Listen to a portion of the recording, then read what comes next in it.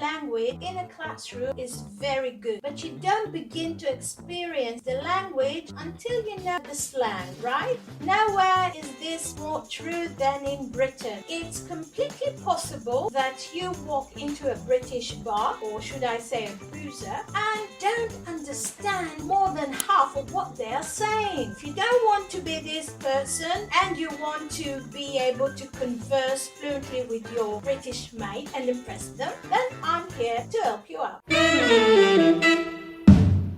Now, the problem with slang is that it is always changing and there are trends like fashion and clothing style. A word that was commonly used in the 80s or 90s may sound dated, out of place today. I did my best, however, to find the most common and recent example. What I want you to do to let me know in the comments below how many phrases you have come across. Okay, are you ready? Let's start. Number one will be fit. In the UK, fit doesn't just mean that you go to the gym a lot. Fit is a way of saying that a person is attractive or sexy. That guy is so fit. Should I get his number? Okay, next we have loo. Yes, this is probably the British slang word you'll hear a lot if you come to the UK, simply because it's the word for toilet without saying toilet, okay? Can't we just stop at a cafe? I really need to go to the loo. Next we have dodgy. I love dodgy. Dodgy is an incredible useful word when British people describe anything we're a bit concerned about. It can be used to mean anything that's low quality, potentially dangerous or unreliable. I wouldn't go there. It can be a bit dodgy late at night. Next we have proper. Proper is an adjective. Proper is a difficult word to define mainly because British people use it a lot in many different things. Doing things properly means doing them correctly, right? Or in the right way. In the north of England, proper can also be used for emphasize in the same way as the word very. Let's think of an example. A proper cup of tea needs milk and 2 sugars. That's a proper good cup of tea. Quid. Quid, it's a slang word for pound. Brit, can you lend me a quid for the parking machine? Thank you. Next we have skint. Skint means that you don't have any money. Sorry, I can't come out for your birthday. I'm not getting paid until next week and can I put it on? Snog. To snog means to give someone a kiss, but specifically the kind of kiss that is not very romantic. Did you hear that Lisa snogged Peter at the Christmas party? Cheers! So you might know this word, of course. Cheers when you want to use to toast your drinks in English. But as the British like to be different, we also use cheers for something else. We use cheers to mean thank you. And often, mind you, it can use a little bit sarcastically. I'll give you an example. Do you want to help me clean the car? Nah, I'm good. Cheers. Naff. Naff is used to say that something is lacking in style or good taste. I was about to buy you the pink dress, but I thought it looked a bit naff. To sack off. To sack off, it means to avoid doing something or to give up doing something. Normally something that you didn't want to do in the first place. By the way, give someone the sack, it means firing this person from his or her last job. Think I'm going to sack off work and drinks later, I'm way too tired. Banter. Banter is a word to use to mean joking or teasing someone. That is meant to be friendly but often isn't. So don't get offended. It's just a bit of a banter. Next we have my favorite, bonkers. Can mean either crazy or angry depending on the context. Or someone can be completely bonkers or can go bonkers, meaning losing your temper. pissed. Now, in the United States, pissed means angry, right? In the UK, pissed means drunk and pissed off means angry. So it's a little bit confusing. I'll give you an example. I was so pissed off when I saw how pissed she got at the party. Okay, melt. Melt, a slang word to describe someone who is a wimp or a coward. Just go and ask them out. Stop being such a melt. And here we have cheeky. Probably you heard this word. Cheeky has long been used in the UK to describe something light-hearted but a little rude. However, it is now used to describe any activity that is a little bit naughty but nice. Like, do you fancy a cheeky pint after work? To mug off. To mug someone off is to take advantage of someone or make a fool out of them. Totally not nice. That guy at the football kept laughing at me for wearing an Arsenal shirt. Told him to stop mugging me off. Mate. So mate, British slang for a friend. I'm knackered means I'm tired. Here's a good one. Bloody. This is a very British thing to say, meaning very. That was a bloody good show. Rubbish. It could mean garbage or nonsense, depending on the context. Rubbish. Blimey, it's similar to the American wow. Blimey is used to describe something that takes you by surprise. Blimey! Bloke. Bloke is similar to a guy in America. It is a blanket term to describe a man in general. Here's another good one. Bollocks. One of the more well-known British terms. It actually has multitude of meanings. It could be used to symbolize disbelief or just to talk about a man's private parts. Fortnight, some of you may already knew this term, means 2 weeks in time. Here's an old one. Hunky-dory. Normal to say final, fine, cool.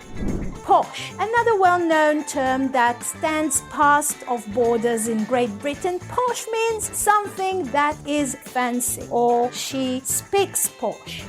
To nick, to take, to steal. Boot. When talking about a car, the boot is the trunk. Brawly, British slang term for umbrella. Here's another good one, but not nice one, not a compliment. Deem. This is used to describe someone that is not very smart. He's also miffed, meaning being annoyed. And the word fag. In American English, fag is an insult meaning and very mean to say to someone who is gay. But in British slang, however, it just means a cigarette. I'm going outside for a fag. Are you coming? Very nice fag. Granny means grandma. And television, we say telly. And if you want to say to someone, wake up, you just say wakey wakey. Boozer. Boozer means a pub. A cuppa. What does it mean, a cuppa? Cuppa comes from the phrase cup of, meaning, and pay attention, is cup of tea because we love tea, and sometimes stereotypes exist for a reason. The word tea is not actually needed. You only need to make it clear if it is a cuppa of coffee or cuppa of anything other than tea. Would you like a cuppa? Yeah, I'd love to. Okay, then I'll get the kettle on. Bevy, the short for the word beverage, usually alcoholic, most often beer. Now, you give it a try, and how would you say in British slang this line? Pay attention. Are you ready? Wake up, grandma, turn off the television, grab your umbrella, and let's go to the pub for a drink. Let's hear you. Okay, wakey wakey, granny, turn off the telly, grab your brolly, and let's go to the boozer for a bevy. That's it, mates. I hope you enjoyed it. I know I did, and what can I tell you? Cheers. Catching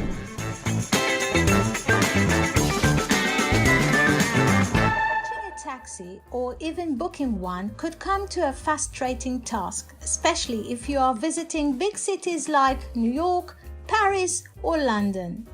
Taxi drivers have something in common all over the world. They are a special species with the way they behave or talk. British cab drivers, however, have their unique way of talking. In this episode, you're about to meet three guys working in a central London taxi station. Ali, the taxi dispatcher who is trying to find an available taxi driver on a busy day. And if you noticed a few slang words, don't worry, I get to it later with the meanings, of course. Meanwhile, please download, click like, and share this podcast series on a playlist or with your friends. Also, I invite you to join my YouTube channel, Look and Listen English Lessons with Sharon Faye. You won't regret it, I promise. So sit back and enjoy your listening.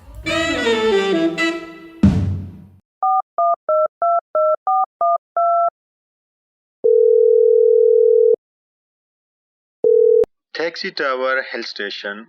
Hello, Ali is speaking. How can I help you? Hello? Oh, yes, hello. May I book a taxi to Heathrow Airport, please? Where from? I need to be picked up from Savoy Hotel. What time is it for Madame? Aha. When is the soonest I could book for? Please hold on, Madame. Let me check. Who is available to Savoy Butterfly? Over. Can you read me, Mike? Mike, can you read me? Over. Read you louder, over. Wow, I've got a cock and a hand stuck in the circus, mate. Try with Harry, you know. You know what? Hold on. Harry, mate, over. Free as a bird. I'm cruising for an hour. So, here you go. Pick and drop Savoy Hotel to the flyer. Let Ali know you're on it. Oh, you're a lifesaver. That's great. Cheers, mate. Cheers, mate. Yes, hello, Madame. Are you still there? Yes, hello. Madame, the taxi is on its way in 15 minutes. Well, I suppose it's okay, but if he'll be late, I'm taking a different cabby. Well, thank you. Wait, hold on. How much will that cost? Hello? Hello? Well, that's so typical. Hi there, listeners. Pay attention. The famous London taxi are actually called Hackney carriages, but in London we just call them black cabs or taxis. Now what about cock in the hand? It means male and female passengers riding together. To the flyer means London Heathrow Airport. Circus meaning the Piccadilly Circus. Cabby or hacky, it means a taxi driver. Thanks for listening to Look and Listen English Lessons podcast. To continue improving your English, you are welcome to join my channel and watch the videos on different topics and levels. Till next time, bye bye.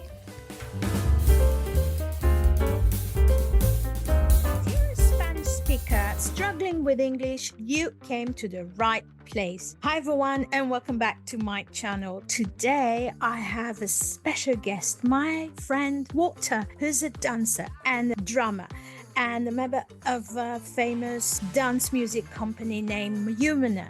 And guess what? He's from Argentina. Hey Walter. Hey mate. Hi, Sharon. Hey, how's it going? Everything cool? How are you? I'm fine. So great to have you here with me. So thank you for joining us. Walter, we thought when we met a week ago to talk about the challenge of Spanish speakers with English, the struggle they have with English speaking. And also we said that we're going to discuss the clash of British slang and Argentinian slang, right? So we're going to get to it later. But first, because of who you are and because I adore Mayumana, I'm your fan, your biggest fan, I want you to tell us a little bit about this company, dance company. Okay, Mayumana is in a theater company. Mayumana, the name is coming from Mayumanut, an Israel and Hebrew word that is Mm-hmm. mean abilities. And Mm-hmm. for be part of the company, you need to have a lot of abilities like drumming, dancing, acting, acrobat, a lot of things together. This is the magic of Mayumana, that you can do everything together and with a lot of energy Yeah, and coordinate. exactly. So, but you using all kinds of stuff, and you do those percussions, right? And using all kinds of things. What kinds of things are you actually using? We use buckets, barrels, flippers, tubes, and the barrel. It's the first instrument that we have in the.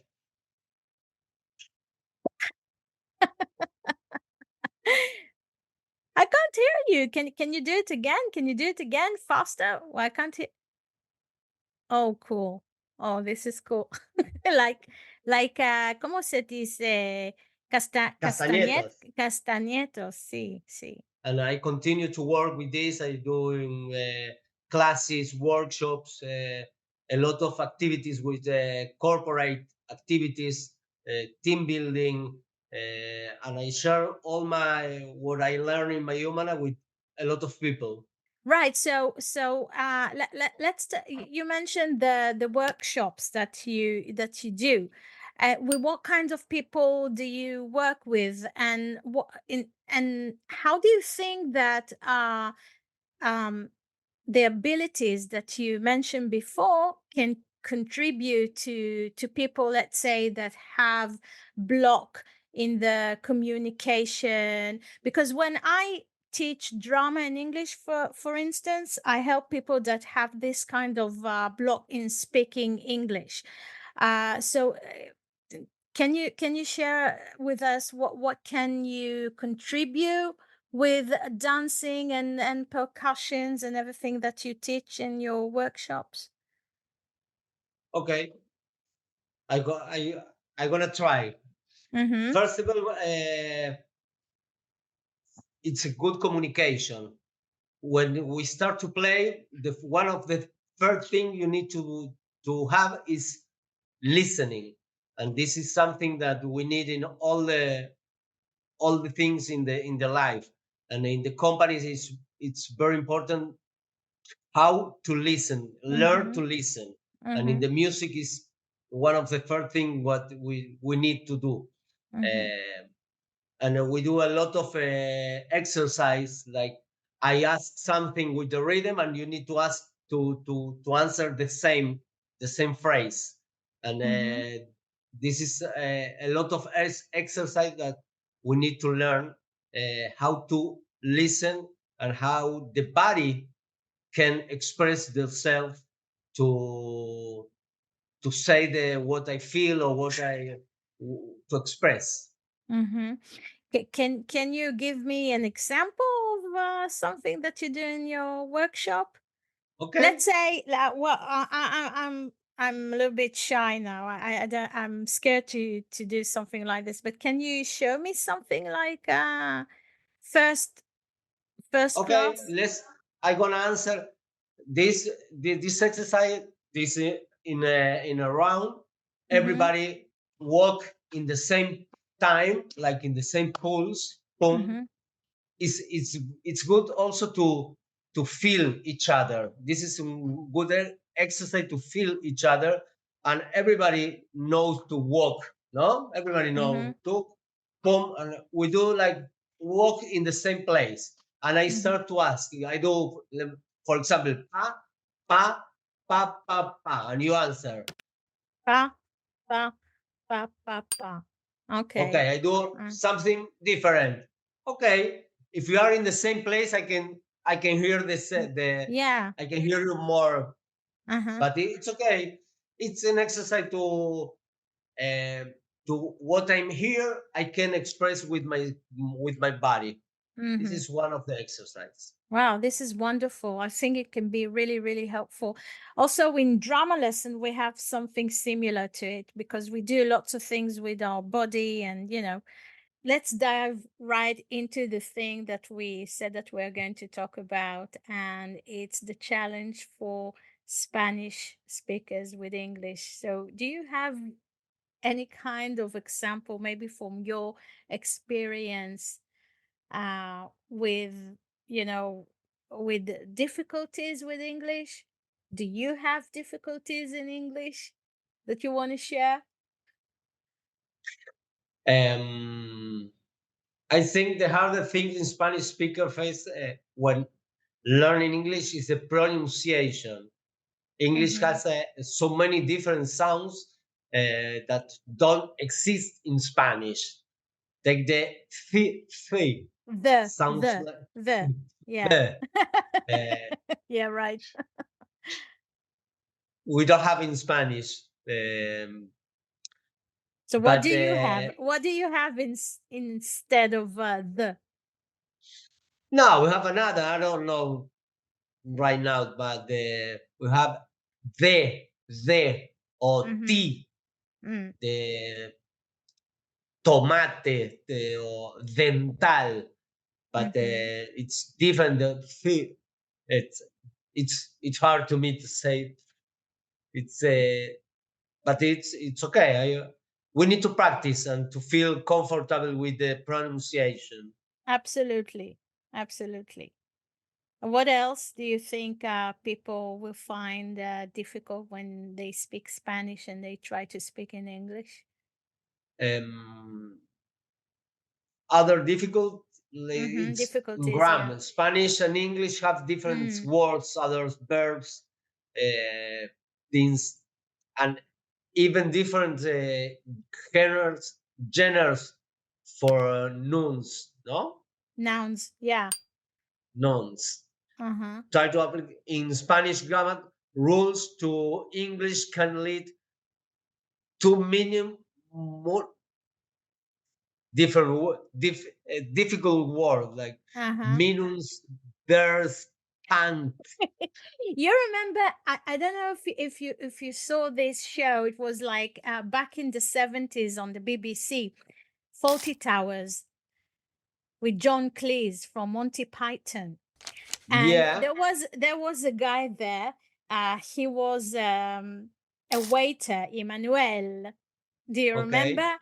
And I remember this episode. It was really, really so funny. It was hilarious when Forty is telling Emmanuel to take the butter to the dining room, and he said, and Forty always was bragging as if he speaks no Spanish, Hmm. but instead he wasn't really a Spanish speaker. Okay, he was British. He couldn't really say it properly, and Emmanuel obviously didn't know English.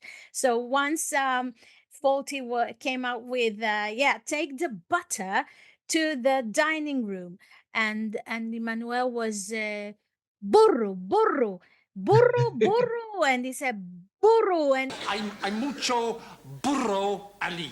something was stupid, and until his wife came, and everything started to come in place. But it was really funny, Emmanuel. Yeah. Yeah. Emmanuel. So It's we so different. Also in Spanish, it's not the same from us to Mexican, Argentinian, I don't know, Costa Rica.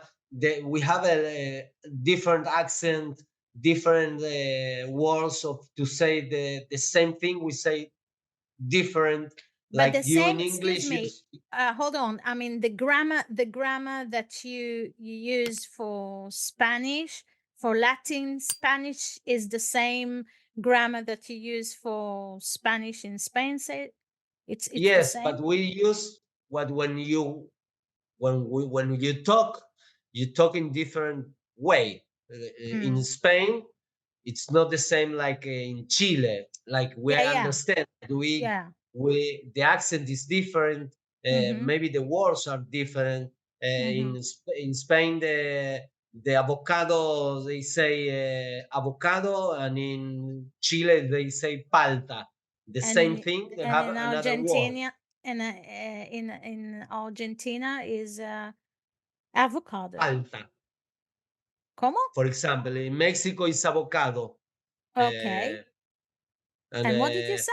What did you come again? palta. Palta?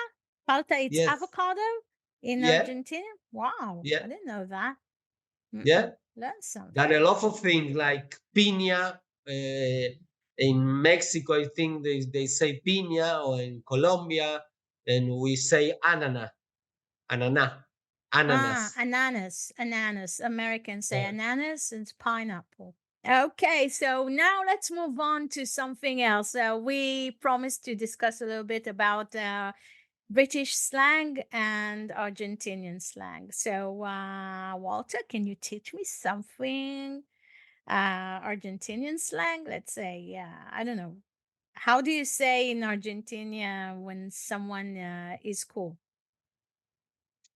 Okay. In Argentina, when something is cool, we say someone is cool. We say grosso, like muy Grosso. grosso. Oh, Grosso. Yes. grosso. We Okay. say super cool. It's additionally we have we use a lot of re grosso sometimes. Wow. Yeah, like Italians. Let me try. Super cool. You say it's what? Come again? Grosso. Re grosso or re lindo when something Re is lindo. Re cute. lindo. Re lindo. Re lindo. Okay. What else? We say it's brilliant or mint. Can you repeat after me? Say again. Brilliant. It's brilliant. Yeah. It's brilliant. Or you Perfect. can say mint. It's mint. Mint. Yeah. Mint. And if they find, let's say, if you find something that it's really, really funny, right? And you might say, oh, it's hilarious. Hilarious. Yeah. Or you can say, cracking up. It's cracking up. Cracking up. Yeah. It's all about the quirky expressions. Quirky expressions, I am very expressive with my face, right? Absolutely. Here in in Argentina, when something is funny, we say es un cago de risa. ¿Cómo? Is cago de risa. Me cago de risa. Hold on. Me cago de risa. Me cago de risa. Yes, did I say it okay? Yes, perfect. Okay. Which literally translates to I am laughing my butt off.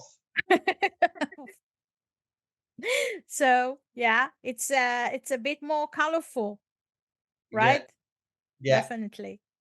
So in speaking of colorful, did you know that the British have a slang word for someone who is annoying? That you might say he's plonker. It's quite amusing, isn't it? A plonker. Plonker. Yeah, plonker is a plonker. Do you know any plonkers? Do you have plonkers in your life, Walter? I have plenty of plonkers. It's a shame, but yes, we have. Here in Argentina, we have one word. It's boludo. Boludo, yeah, I know this word. Yeah. So okay, what does it's it like mean? an idiot. Yes, I know many boludos. Lots but of we boludos. say also in a friendly way, like che boludo, when you call someone like And brother, we say in the good way also. Yeah, We like use it. mate, but Yeah, you say beludo, although mate is is a friend, right? yeah, yeah, yeah, yeah. So boludo can be a friendly way to talk to someone that you really know well. Also, when we play soccer, we say, "Hey, boludo." We can Ah, use like a good way or a bad way. wow. So it's really fascinating how languages can be so different yet so similar, right? In Yeah. expressing emotions and connecting with others. This is wonderful. Thank you for sharing your insight, Walter. Thank you, Sharon. It was my pleasure. This was very, very, very funny. And thank Yeah, you. yeah, thank you so much. And I hope people will like this video. Thanks, Walter. That was really, really fun. Thank you guys for watching this video. I hope you enjoyed it. And I recommend that you watch this video that is all about British slang as well. And don't forget to subscribe if you haven't done so. And leave us a like and comment. And I'll see you next time. Bye bye.